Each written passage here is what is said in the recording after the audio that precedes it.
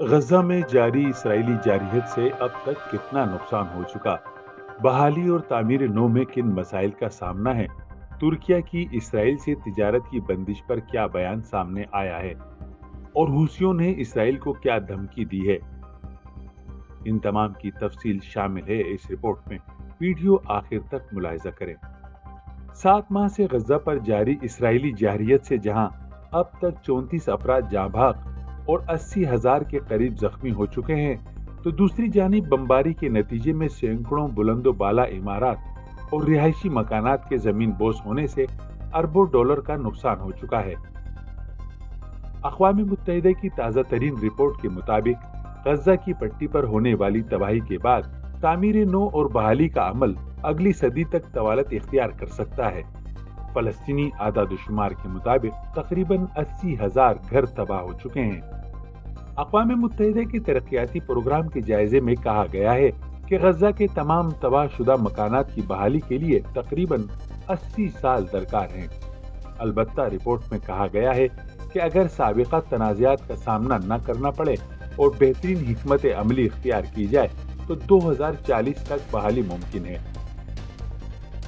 جس کے لیے 2021 میں آنے والے آخری بحران کے مقابلے میں 5 گنا زیادہ رفتار سے کام کرنے کی ضرورت ہوگی۔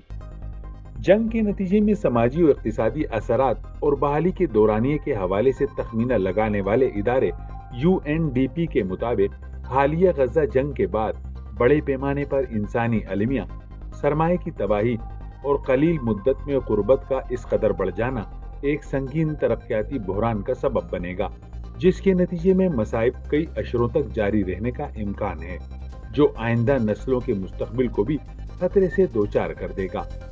واضح رہے کہ غزہ میں غربت کی شرح 2023 کے آخر تک 38.8% تھی، جو بڑھ کر 60.7% تک جا پہنچے گی، جس سے متوسط طبقے کا ایک بڑا حصہ غربت کی لکیر سے نیچے چلا جائے گا۔ ادھر غزہ میں جاری جارحیت کے نتیجے میں بڑے پیمانے پر فلسطینیوں کے جاں بحق ہونے پر ترکیہ نے اسرائیل سے تجارتی تعلقات ترک کرنے کا اعلان کر دیا ہے۔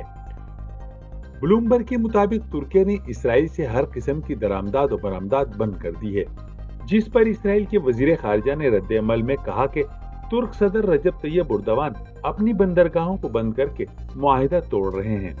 یاد رہے کہ گزشتہ دنوں انقرہ میں ترکیہ کے وزیر خارجہ خاقان فیدان نے عالمی عدالت برائے انصاف میں اسرائیل کے خلاف جنوبی افریقہ کی نسل کشی کے مقدمے میں ترکیہ کے فریق بننے کے ساتھ فلسطینی عوام کی حمایت ہر صورت جاری رکھنے کا اعلان کیا تھا۔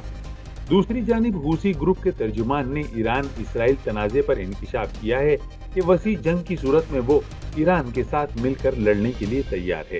حوثی نائب میڈیا سیکریٹری نصر الدین عامر نے زور دے کر کہا ہے کہ جنگ کی صورت میں خاموش تماشائی نہیں رہیں گے، بلکہ اتحادیوں کے خلاف کسی بھی بیرونی یا مغربی جارحیت کا بھرپور مقابلہ کریں گے۔ یہ بیانات حوثی رہنما عبد الملک الحوثی کی جانب سے بحیرہ احمر اور بحیرہ ہند میں اپنے حملوں کو بڑھانے کی دھمکی کے چند دن بعد سامنے آئے ہیں۔ یاد رہے کہ غزہ پٹی پر اسرائیلی جنگ کے بعد بحیرہ احمر اور خلیج اردن میں حوثی اب تک 100 سے زائد بحری جہازوں کو ڈرونز اور میزائلوں سے نشانہ بنا چکے ہیں۔ امید ہے آپ کو یہ رپورٹ پسند آئی ہوگی۔